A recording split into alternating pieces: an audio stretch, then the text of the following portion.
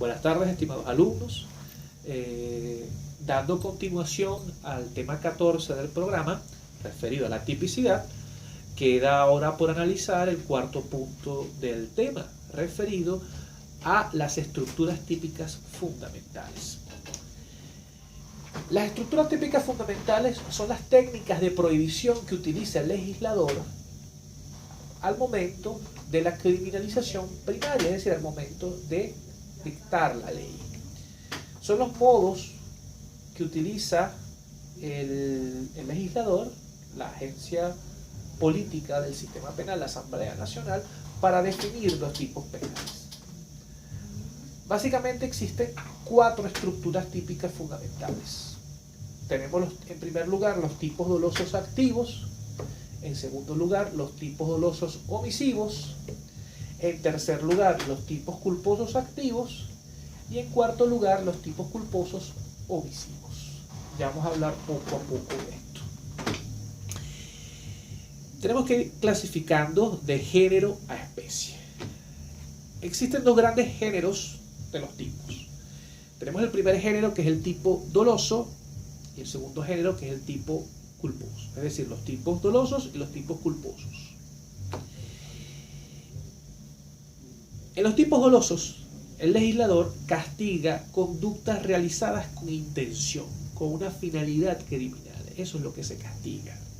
Por eso se habla de un tipo doloso. Se atiende a la finalidad que el sujeto persiguió al momento de ejecutar su conducta. Ese es el primer género, los tipos dolosos. Mientras que en el segundo género, es decir, en los tipos culposos, no se castiga una finalidad, una intención criminal. Lo que se castiga es la infracción de un deber de cuidado que causa un resultado material delictivo. Un ejemplo del primer género, de los tipos dolosos.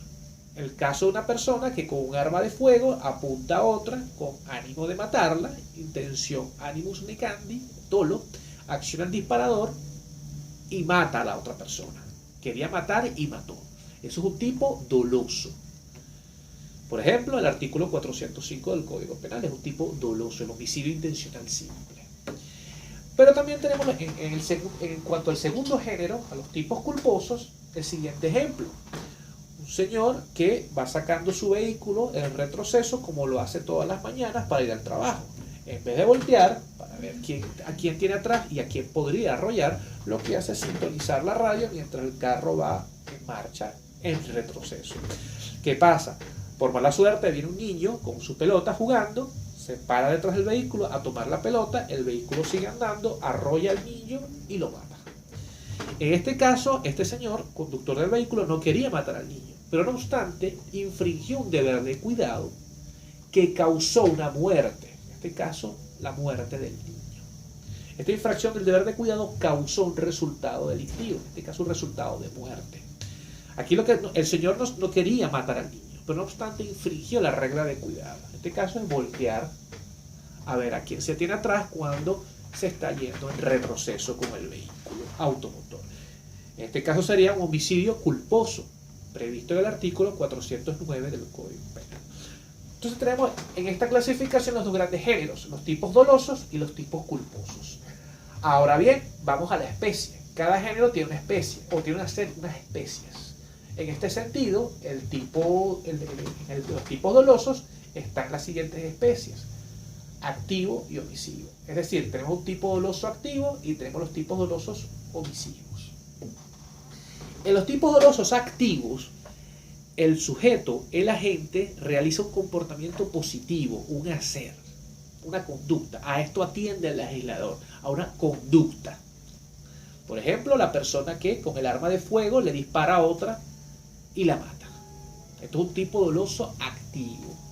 El tipo quería matar y realizó una conducta para hacerlo.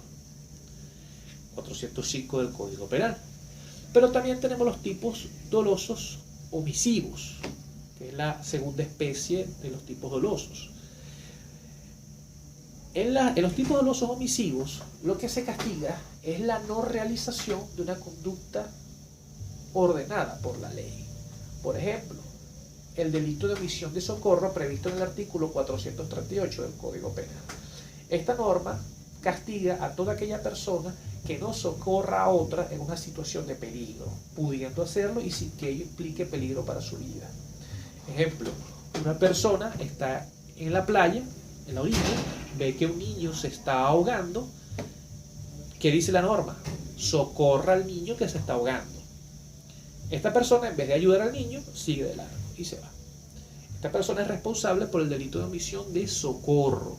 ¿Por qué? Porque la norma le imponía una orden, un hacer, es una norma preceptiva. Este sujeto realizó una conducta distinta a esa orden. En vez de socorrer, se fue y dejó al que el niño muriera, pudiendo salvarla. Esto es un tipo doloso omisivo. Bien, ahora vamos con las especies de los tipos culposos. Tenemos este segundo género que son los tipos culposos. Los tipos culposos también tienen unas especies. Tenemos en este sentido los tipos culposos activos y los tipos culposos omisivos. En los tipos culposos activos, el sujeto realiza este comportamiento positivo, un hacer. Infringe el deber de cuidado y causa la muerte, sin intención. En los tipos culposos nunca hay intención. Pero el sujeto fue tan descuidado, infringió un deber de cuidado, fue tan imprudente, tan negligente, que causó una muerte. Por ejemplo, el caso del señor que saca su vehículo en retroceso. En vez de voltear para ver a quién está detrás del vehículo, lo que hace es sintonizar la radio. Arrolla a un niño y lo mata. En estos casos, el sujeto mató por acción, pero infringiendo un deber de cuidado. Él no quería matar al niño. Entonces tenemos un tipo culposo activo. Ejemplo, artículo 409 del Código Penal. Pero los tipos culposos tienen otra especie, que son los tipos culposos omisivos. Son rarísimos, pero existen. Aquí se infringe el deber de cuidado, pero a su vez también se realiza una conducta distinta a la ordenada por la norma. Por ejemplo, el artículo 273 de la Ley Orgánica para la Protección de Niños y Adolescentes castiga el delito de omisión de inscripción de nacimiento. En estos casos se castiga al médico, a la enfermera u otra persona, personal de salud, que al momento de un parto no identifique debidamente en un acta al neonato o a la parturienta. Esto es un tipo omisivo. Pero ese tipo omisivo tiene una modalidad culposa, que es cuando esa omisión se produce, esa omisión de inscripción en el registro se produce por imprudencia. Es decir, el médico es tan imprudente que olvida registrar al niño. Entonces le causa un grave daño a un bien jurídico. Y en consecuencia se castiga. Entonces estamos en presencia de un tipo culposo omisivo. Bien. Luego, como quinto punto de esta clase, tenemos que analizar las clasificaciones secundarias de los tipos penales. En este sentido, hay diversas clasificaciones secundarias distintas a las que mencionamos en el punto anterior. Es decir, distintas a las estructuras típicas fundamentales. Voy a hablar solamente de algunas clasificaciones secundarias. En primer lugar, tenemos una clasificación que distingue entre tipos unisubsistentes y tipos plurisubsistentes. Los tipos penales unisubsistentes son aquellos que implican la realización de una sola conducta. Por ejemplo, el homicidio intencional. Una persona con un arma de fuego apunta a otra, jala el gatillo y dispara y mata a la otra persona. Aquí hay una sola conducta. Un tipo penal unisubsistente. Este delito de homicidio previsto en el artículo 405 del Código Penal exige únicamente una conducta, la realización de una conducta, no más. Pero en contraposición tenemos a los tipos penales plurisubsistentes, que son aquellos que implican una multiplicidad de conductas. Por ejemplo, la estafa, el delito de estafa previsto en el artículo 462 del Código Penal. En la estafa se requieren una serie de conductas, de comportamientos para estafar a la víctima. Recuerden que la estafa implica un engaño, la mise en scène, como se diría en francés, la puesta en escena, el error en el cual se hace incurrir a la víctima y, en tercer lugar, el perjuicio patrimonial, el daño que se le causa a la persona estafada. Bien, este es un tipo penal plurisubsistente. Otra clasificación distingue entre tipos penales unisubjetivos y plurisubjetivos. Los tipos penales unisubjetivos son aquellos que implican una sola persona, un solo sujeto activo. El tipo penal exige un solo sujeto activo. Por ejemplo, el homicidio. el que intencionalmente muerte a una persona. Basta que ocurra una persona matando para que estemos en presencia de ese delito de homicidio. Pero tenemos los tipos penales plurisubjetivos, que son aquellos que implican una multiplicidad o pluralidad de personas. Por ejemplo, la asociación para delinquir, previsto en la Ley Orgánica contra la delincuencia organizada y financiamiento del terrorismo, o el delito de agavillamiento, previsto en el Código Penal, implican una multiplicidad de sujetos. En el agavillamiento, 2 o más sujetos asociados para cometer delitos, y en la asociación para delinquir, 3 o más sujetos asociados para cometer delitos. Bien, otra clasificación distingue entre tipos penales instantáneos y tipos penales permanentes. El tipo penal instantáneo es aquel que se consuma en el acto, en el momento. Por ejemplo, el homicidio, una persona le dispara a otra y la mata en el acto. Eso es un tipo penal instantáneo o un delito instantáneo. Y tenemos por su parte los tipos penales permanentes, que son aquellos que implican una permanencia en el tiempo del estado antijurídico. Por ejemplo, el delito de secuestro.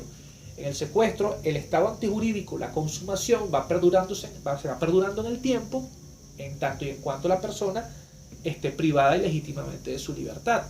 ¿Y cuándo cesa ese estado antijurídico? Cuando la persona es liberada.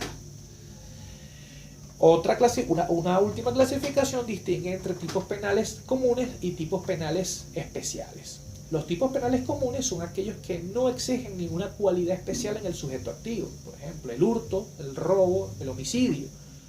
Lo puede perpetrar cualquier persona, ese delito. Mientras que los tipos penales especiales son aquellos que sí implican una condición o cualidad específica en el sujeto activo, en el agente. Por ejemplo, los delitos previstos en la ley contra la corrupción solamente pueden ser cometidos por funcionarios públicos, salvo algunas excepciones, pero en líneas generales, en esta ley se castiga a los funcionarios públicos. Por ejemplo, el delito de concusión, el delito de malversación de fondos públicos, el delito de peculado. Estos delitos implican una cualidad o condición especial en el sujeto activo, que es el ser funcionario público. Muchas gracias.